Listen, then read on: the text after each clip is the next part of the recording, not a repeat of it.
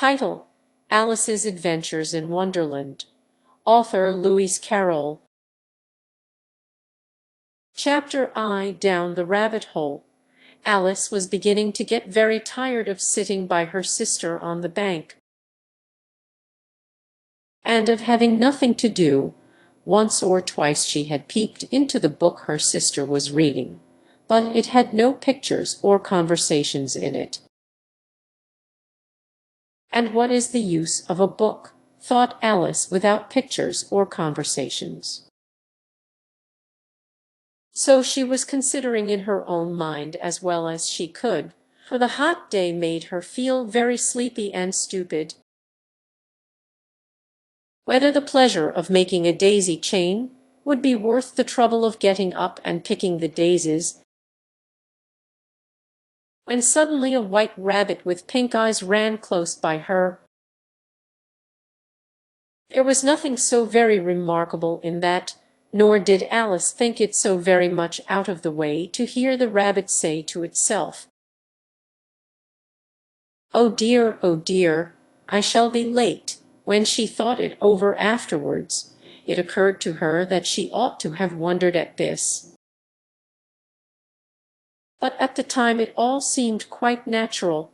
But when the rabbit actually took a watch out of its waistcoat pocket,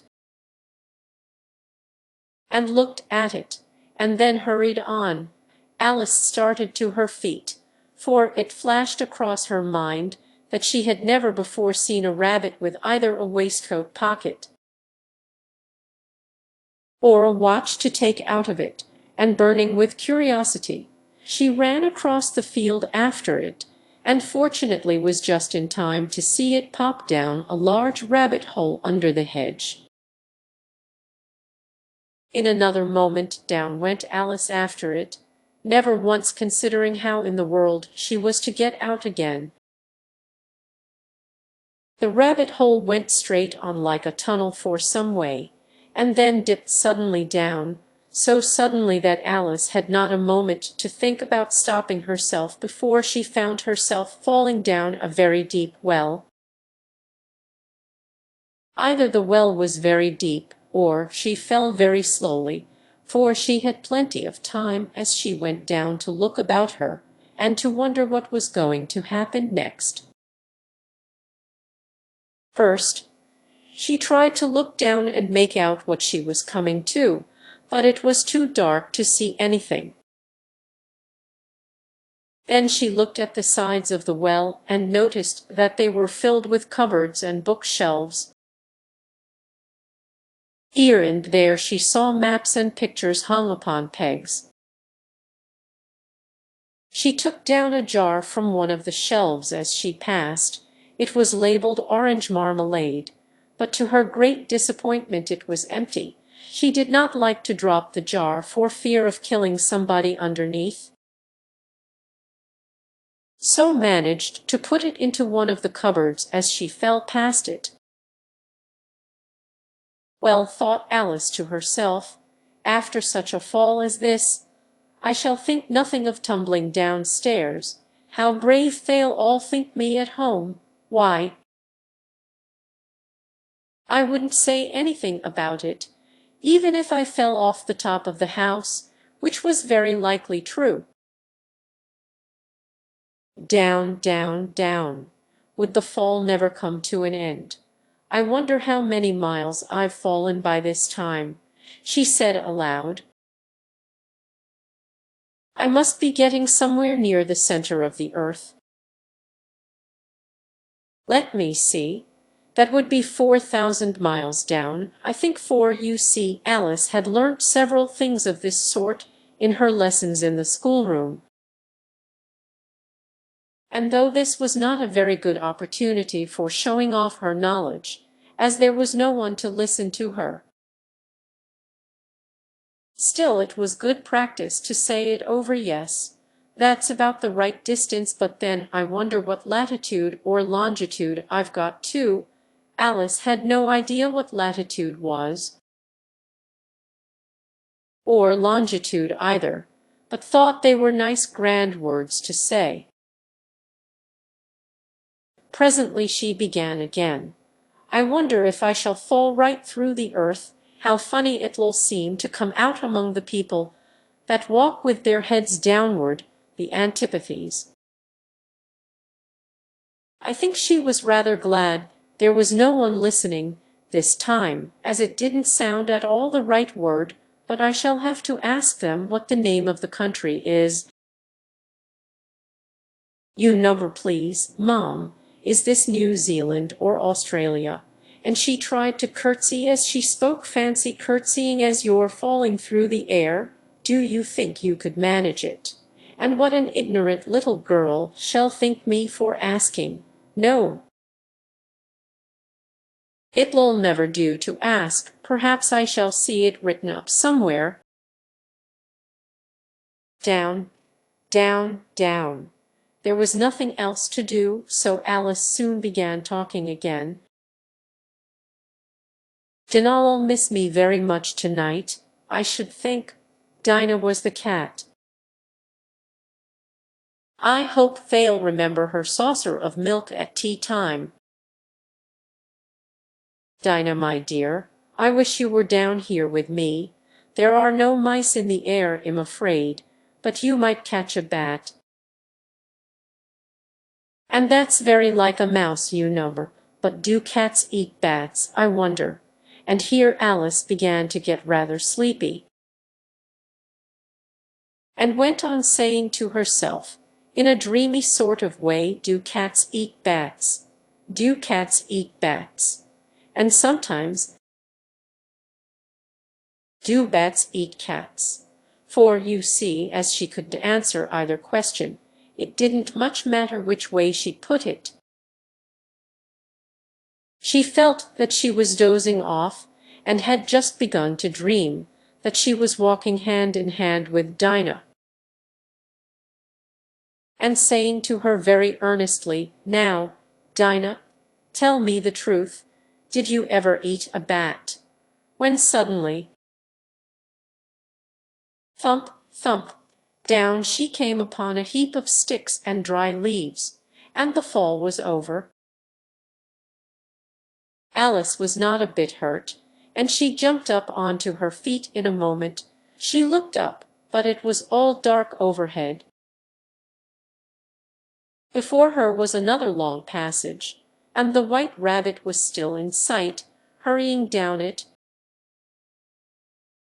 There was not a moment to be lost. Away went Alice like the wind, and was just in time to hear it say, as it turned a corner, "Oh, my ears and whiskers, how late it's getting!" She was close behind it when she turned the corner, but the rabbit was no longer to be seen. She found herself in a long, low hall, which was lit up by a row of lamps hanging from the roof. There were doors all round the hall, but they were all locked, and when Alice had been all the way down one side and up the other, trying every door, she walked sadly down the middle, wondering how she was ever to get out again. Suddenly she came upon a little three-legged table, all made of solid glass. There was nothing on it except a tiny golden key, and Alice's first thought was that it might belong to one of the doors of the hall. But, alas, either the locks were too large, or the key was too small, but at any rate it would not open any of them. However, on the second time round, she came upon a low curtain she had not noticed before, and behind it was a little door about 15 inches high. She tried the little golden key in the lock, and to her great delight it fitted. Alice opened the door and found that it led into a small passage, not much larger than a rat-hole. She knelt down and looked along the passage into the loveliest garden you ever saw. How she longed to get out of that dark hall and wander about among those beds of bright flowers and those cool fountains! But she could not even get her head through the doorway, and even if my head would go through, thought poor Alice, it would be of very little use without my shoulders. Oh, how I wish I could shut up like a telescope. I think I could, if I only knew how to begin. For, you see, so many out-of-the-way things had happened lately, that Alice had begun to think that very few things indeed were really impossible. There seemed to be no use in waiting by the little door, so she went back to the table, half hoping she might find another key on it, or at any rate a book of rules for shutting people up like telescopes. This time she found a little bottle on it. "Which certainly was not here before," said Alice, and round the neck of the bottle was a paper label, with the words "Drink me" beautifully printed on it in large letters. It was all very well to say "Drink me," but the wise little Alice was not going to do that in a hurry. "No, I'll look first," she said, "and see whether it's marked poison or not," for she had read several nice little histories about children who had got burnt and eaten up by wild beasts and other unpleasant things, all because they would not remember the simple rules their friends had taught them, such as that a red-hot poker will burn you if you hold it too long, and that if you cut your finger very deeply with a knife, it usually bleeds. And she had never forgotten that, if you drink much from a bottle marked poison, it is almost certain to disagree with you. Sooner or later, however, this bottle was not marked poison, so Alice ventured to taste it, and finding it very nice, it had, in fact, a sort of mixed flavor of cherry tart, custard, pineapple, roast turkey, toffee, and hot buttered toast. She very soon finished it off.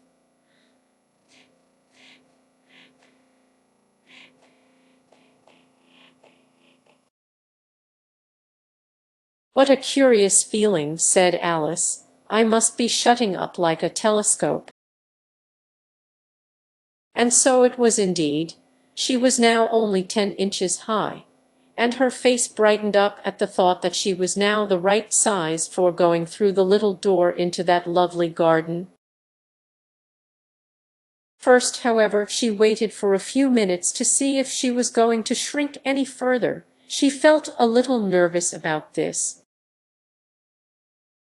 "For it might end, you know," said Alice to herself, "in my going out altogether, like a candle. I wonder what I should be like then." And she tried to fancy what the flame of a candle is like after the candle is blown out,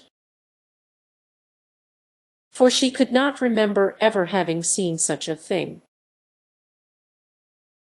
After a while, finding that nothing more happened, she decided on going into the garden at once. But, alas for poor Alice, when she got to the door, she found she had forgotten the little golden key, and when she went back to the table for it, she found she could not possibly reach it. She could see it quite plainly through the glass, and she tried her best to climb up one of the legs of the table, but it was too slippery. And when she had tired herself out with trying, the poor little thing sat down and cried. "Come, there's no use in crying like that," said Alice to herself, rather sharply. "I advise you to leave off this minute." She generally gave herself very good advice,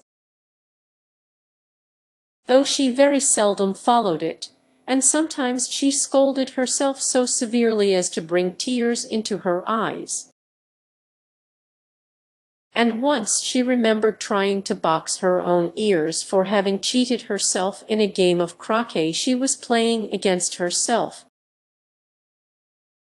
For this curious child was very fond of pretending to be two people.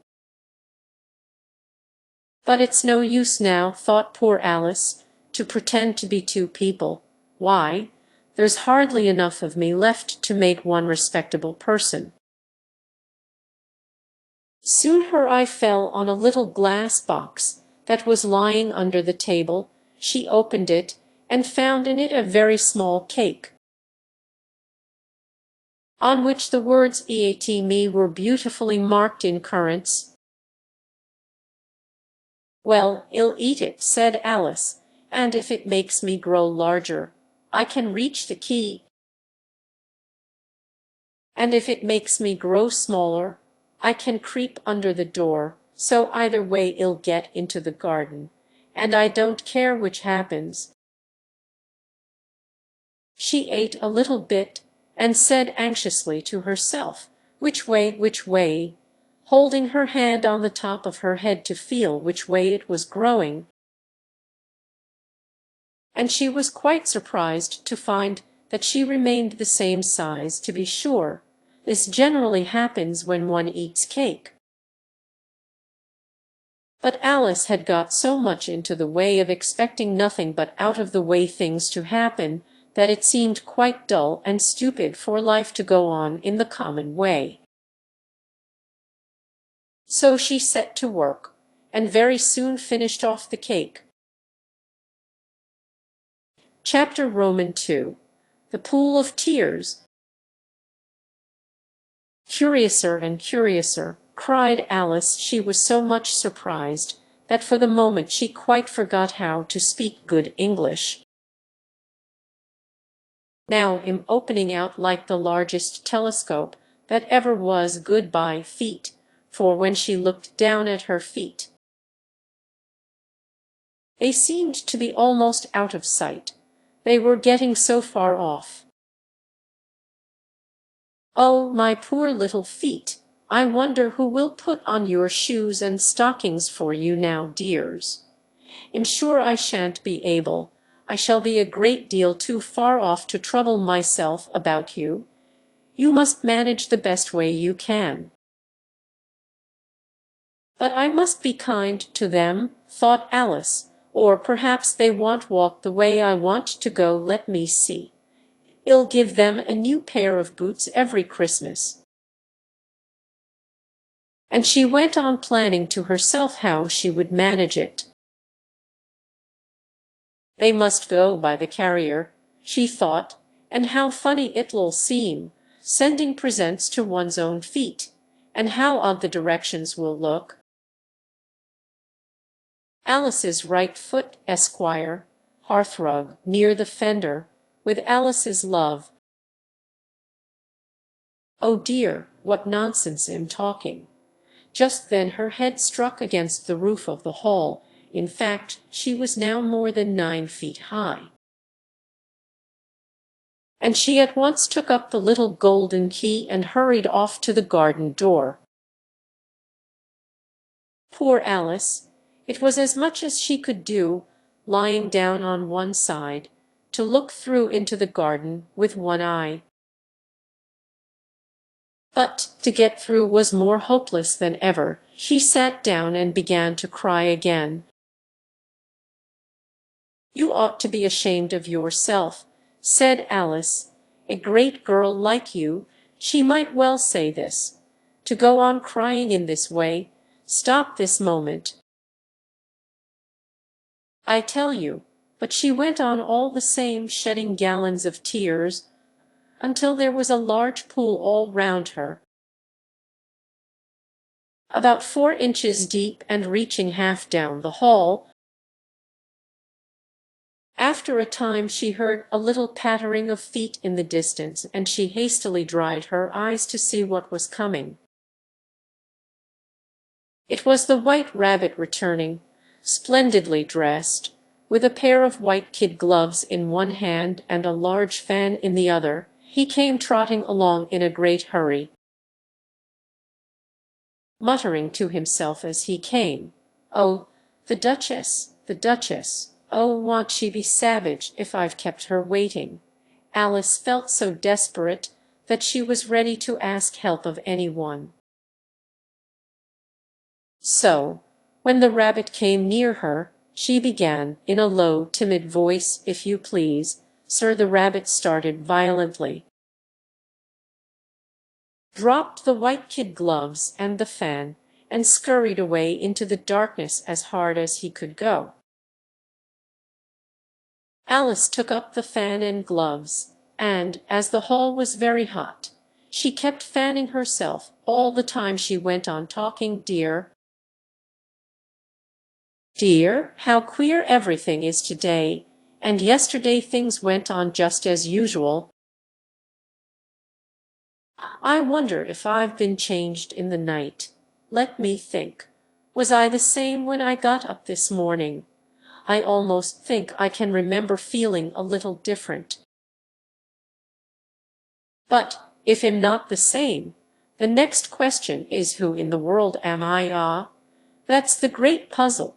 And she began thinking over all the children she knew that were of the same age as herself, to see if she could have been changed for any of them. "I'm sure I'm not Ada," she said, "for her hair goes in such long ringlets, and mine doesn't go in ringlets at all. And I'm sure I can't be Mabel, for I know all sorts of things, and oh, she knows such a very little. Besides, she's she and am I, and oh dear, how puzzling it all is. I'll try if I know all the things I used to know. Let me see, 4 times 5 is 12, and 4 times 6 is 13, and 4 times 7 is, oh dear. I shall never get to 20 at that rate, however. The multiplication table doesn't signify. Let's try geography. London is the capital of Paris, and Paris is the capital of Rome, and Rome, no, that's all wrong. I'm certain I must have been changed for Mabel. I'll try and say, how doth the little, and she crossed her hands on her lap as if she were saying lessons, and began to repeat it, but her voice sounded hoarse and strange, and the words did not come the same as they used to do.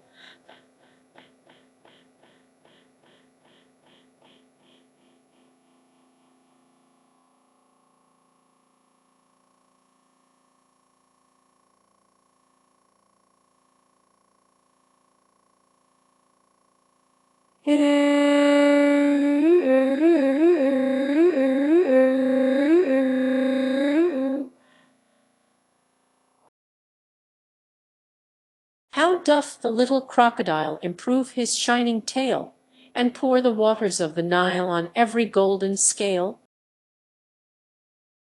How cheerfully he seems to grin, how neatly spread his claws, and welcome little fishes in with gently smiling jaws. I'm sure those are not the right words, said poor Alice, and her eyes filled with tears again as she went on. It must be Mabel after all, and I shall have to go and live in that poky little house, and have next to no toys to play with. And oh, ever so many lessons to learn. No, I've made up my mind about it. If I'm Mabel, I'll stay down here. It'll be no use their putting their heads down and saying, come up again. Dear, I shall only look up and say, who am I then? Tell me that first, and then, if I like being that person, I'll come up. If not, I'll stay down here till I'm somebody else. But, oh dear, cried Alice, with a sudden burst of tears, I do wish they would put their heads down. I am so very tired of being all alone here. As she said this, she looked down at her hands, and was surprised to see that she had put on one of the rabbit's little white kid gloves while she was talking. "How can I have done that?" she thought. "I must be growing small again." She got up and went to the table to measure herself by it, and found that, as nearly as she could guess, she was now about 2 feet high, and was going on shrinking rapidly. She soon found out that the cause of this was the fan she was holding, and she dropped it hastily, just in time to avoid shrinking away altogether. "That was a narrow escape," said Alice, a good deal frightened at the sudden change, but very glad to find herself still in existence. "And now for the garden," and she ran with all speed back to the little door, but, alas, the little door was shut again, and the little golden key was lying on the glass table as before, and things are worse than ever, thought the poor child. "For I never was so small as this before, never, and I declare it's too bad, that it is." As she said these words her foot slipped, and in another moment, splash, she was up to her chin in salt water. Her first idea was that she had somehow fallen into the sea, and in that case I can go back by railway, she said to herself.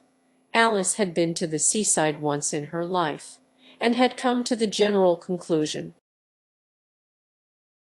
that wherever you go to on the English coast you find a number of bathing machines in the sea, some children digging in the sand with wooden spades, then a row of lodging-houses, and behind them a railway station. However, she soon made out that she was in the pool of tears which she had wept when she was 9 feet high. "I wish I hadn't cried so much," said Alice, as she swam about, trying to find her way out. "I shall be punished for it now, I suppose, by being drowned in my own tears. That will be a queer thing." To be sure, however, everything is queer today. Just then she heard something splashing about in the pool a little way off, and she swam nearer to make out what it was. At first she thought it must be a walrus or hippopotamus, but then she remembered how small she was now, and she soon made out that it was only a mouse that had slipped in like herself. Would it be of any use, now, thought Alice, to speak to this mouse? Everything is so out of the way down here that I should think very likely it can talk. At any rate, there's no harm in trying. So she began, "Oh, mouse, do you know the way out of this pool? I am very tired of swimming about here, oh mouse." Alice thought this must be the right way of speaking to a mouse. She had never done such a thing before, but she remembered having seen in her brother's Latin grammar, "A mouse of a mouse to a mouse, oh mouse." The mouse looked at her rather inquisitively, and seemed to her to wink with one of its little eyes, but it said nothing. "Perhaps it doesn't understand English," thought Alice. "I dare say it's a French mouse, come over with William the Conqueror." For, with all her knowledge of history, Alice had no very clear notion how long ago anything had happened. So she began again, "O est ma chat," which was the first sentence in her French lesson book. The mouse gave a sudden leap out of the water, and seemed to quiver all over with fright. "Oh, I beg your pardon," cried Alice hastily. afraid that she had hurt the poor animal's feelings. "I quite forgot you didn't like cats." "Not like cats," cried the mouse in a shrill, passionate voice. "Would you like cats if you were me?" "Well, perhaps not," said Alice in a soothing tone. "Don't be angry about it. And yet I wish I could show you our cat Dinah. I think you'd take a fancy to cats if you could only see her. She is such a dear quiet thing," Alice went on, half to herself, as she swam lazily about in the pool, "and she sits purring so nicely by the fire, licking her paws and washing her face, and she is such a nice soft thing to nurse, and she's such a capital one for catching mice." "Oh, I beg your pardon," cried Alice again, for this time the mouse was bristling all over, and she felt certain it must be really offended. "We won't talk about her any more if you'd rather not." "We indeed," cried the mouse, who was trembling down to the end of his tail. "As if I would talk on such a subject. Our family always hated cats. Nasty, low, vulgar things. Don't let me hear the name again." "I want indeed," said Alice, in a great hurry to change the subject of conversation. Are you fond of dogs?" The mouse did not answer, so Alice went on eagerly. "There is such a nice little dog near our house. I should like to show you, a little bright-eyed terrier. You know, with such long curly brown hair, and it'll fetch things when you throw them, and it'll sit up and beg for its dinner, and all sorts of things. I can't remember half of them, and it belongs to a farmer, you know, and he says it's so useful. It's worth £100. He says it kills all the rats, and oh dear," cried Alice in a sorrowful tone, "I'm afraid I've offended it again," for the mouse was swimming away from her as hard as it could go, and making quite a commotion in the pool as it went. So she called softly after it, "Mouse dear, do come back again, and we won't talk about cats or dogs either, if you don't like them." When the mouse heard this, it turned round and swam slowly back to her. Its face was quite pale with passion, Alice thought, and it said in a low trembling voice, "Let us get to the shore, and then I'll tell you my history,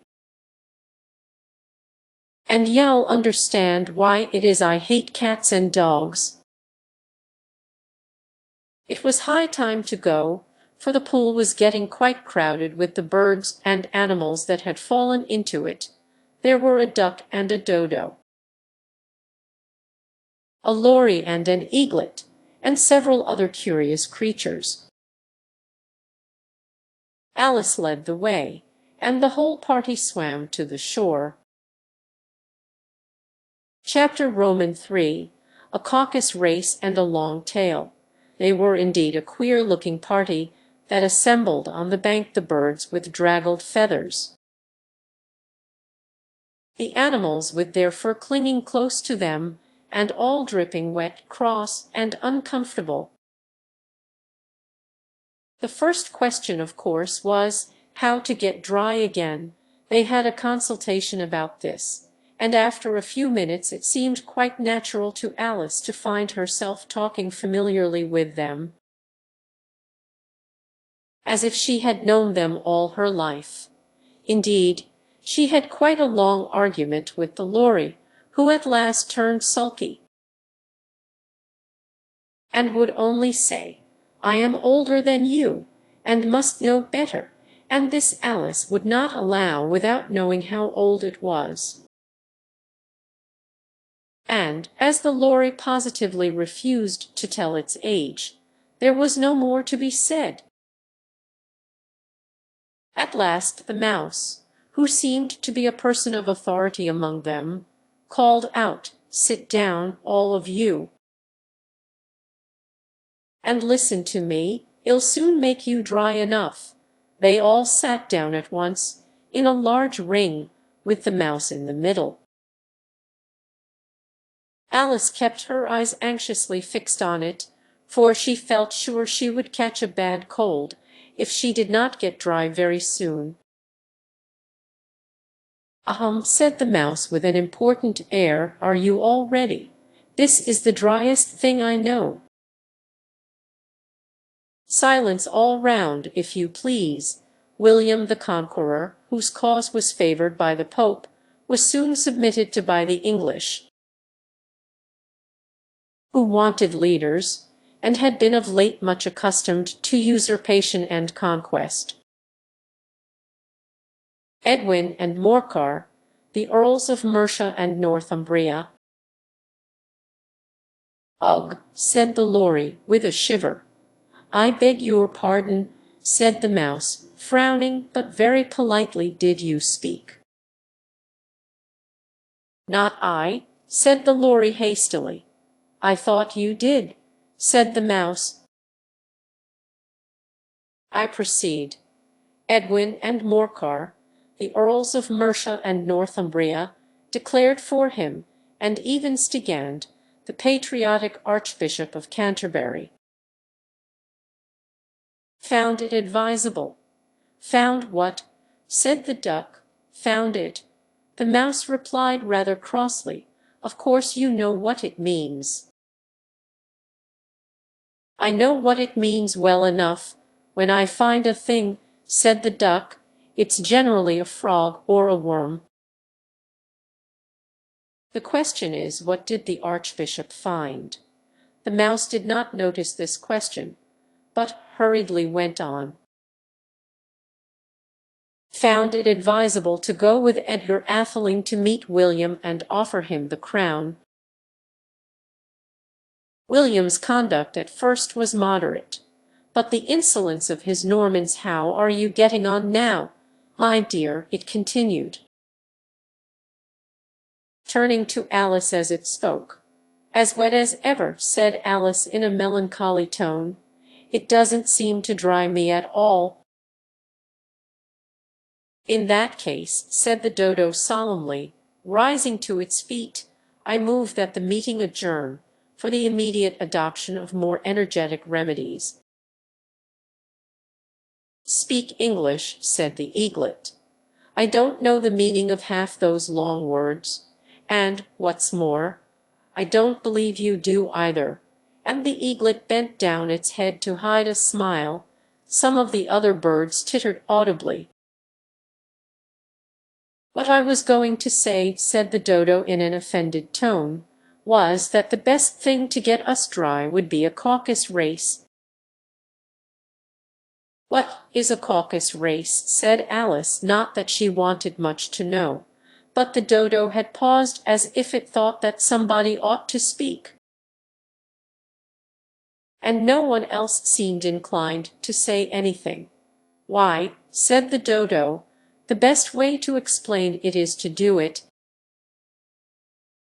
And as you might like to try the thing yourself some winter day, I will tell you how the dodo managed it. First it marked out a race course in a sort of circle. The exact shape doesn't matter, it said, and then all the party were placed along the course. Here and there. There was no 1, 2, 3, and away, but they began running when they liked, and left off when they liked, so that it was not easy to know when the race was over. However, when they had been running half an hour or so, and were quite dry again, the dodo suddenly called out, 'The race is over,' and they all crowded round it, panting and asking, 'But who has won?' This question the dodo could not answer without a great deal of thought. and it sat for a long time with one finger pressed upon its forehead, the position in which you usually see Shakespeare in the pictures of him, while the rest waited in silence. At last the dodo said, "Everybody has won, and all must have prizes." "But who is to give the prizes?" quite a chorus of voices asked. "Why, she, of course," said the dodo, pointing to Alice with one finger, and the whole party at once crowded round her, calling out in a confused way, "Prizes, prizes!" Alice had no idea what to do, and in despair she put her hand in her pocket and pulled out a box of comfits. Luckily the salt water had not got into it, and handed them round as prizes. There was exactly one apiece, all round. "But she must have a prize herself, you know," said the mouse. "Of course," the dodo replied very gravely. "What else have you got in your pocket?" he went on, turning to Alice.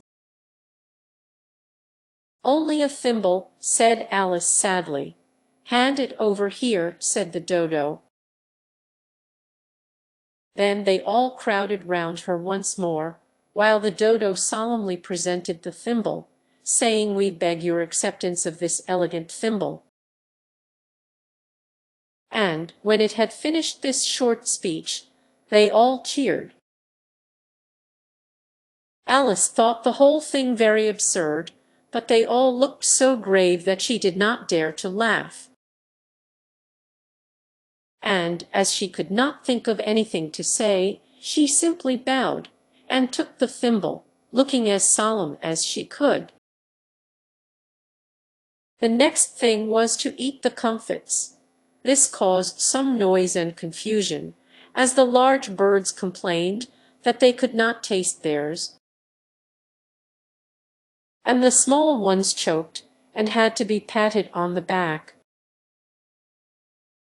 However, it was over at last, and they sat down again in a ring, and begged the mouse to tell them something more. "You promised to tell me your history, you know," said Alice, "and why it is you hate C and D," she added in a whisper,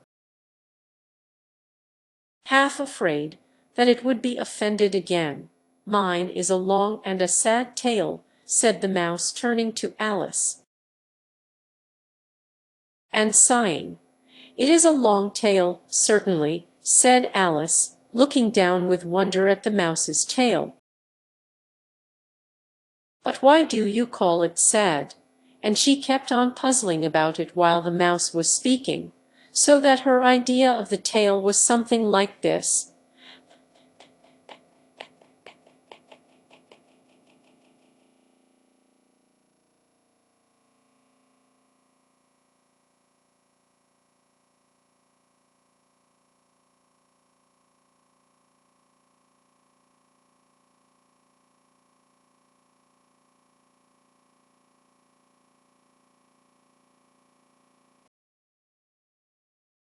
Fury said to a mouse that he met in the house, "Let us both go to law. I will prosecute you. Come, I'll take no denial. We must have a trial, for really this morning I've nothing to do." Said the mouse to the cur, "Such a trial, dear sir, with no jury or judge, would be wasting our breath." "I'll be judge, I'll be jury," said cunning old Fury. "I'll try the whole cause, and condemn you to death." "You are not attending," said the mouse to Alice severely. "What are you thinking of?" "I beg your pardon," said Alice very humbly. "You had got to the fifth bend, I think." "I had not," cried the mouse, sharply and very angrily. "A knot," said Alice, always ready to make herself useful, and looking anxiously about her. "Oh, do let me help to undo it." "I shall do nothing of the sort," said the mouse, getting up and walking away. "You insult me by talking such nonsense." "I didn't mean it," pleaded poor Alice. "But you're so easily offended, you know." The mouse only growled in reply. "Please come back and finish your story," Alice called after it, and the others all joined in chorus, "Yes, please do," but the mouse only shook its head impatiently, and walked a little quicker. "What a pity it wouldn't stay," sighed the lory, as soon as it was quite out of sight. And an old crab took the opportunity of saying to her daughter, "Ah, my dear, let this be a lesson to you never to lose your temper, hold your tongue." "Ma," said the young crab, a little snappishly, "you're enough to try the patience of an oyster." "I wish I had our Dinah here, I know I do," said Alice aloud, addressing nobody in particular. "She'd soon fetch it back." "And who is Dinah, if I might venture to ask the question?" said the lory. Alice replied eagerly, for she was always ready to talk about her pet. "Dinah's our cat. And she's such a capital one for catching mice you can't think. And oh, I wish you could see her after the birds. Why, she'll eat a little bird as soon as look at it." This speech caused a remarkable sensation among the party. Some of the birds hurried off at once. One old magpie began wrapping itself up very carefully, remarking, "I really must be getting home. The night air doesn't suit my throat." And a canary called out in a trembling voice to its children, "Come away, my dears, it's high time you were all in bed." On various pretexts they all moved off, and Alice was soon left alone. "I wish I hadn't mentioned Dinah," she said to herself in a melancholy tone. "Nobody seems to like her down here, and I'm sure she's the best cat in the world. Oh, my dear Dinah, I wonder if I shall ever see you any more." And here poor Alice began to cry again, for she felt very lonely and low-spirited. In a little while, however, she again heard a little pattering of footsteps in the distance,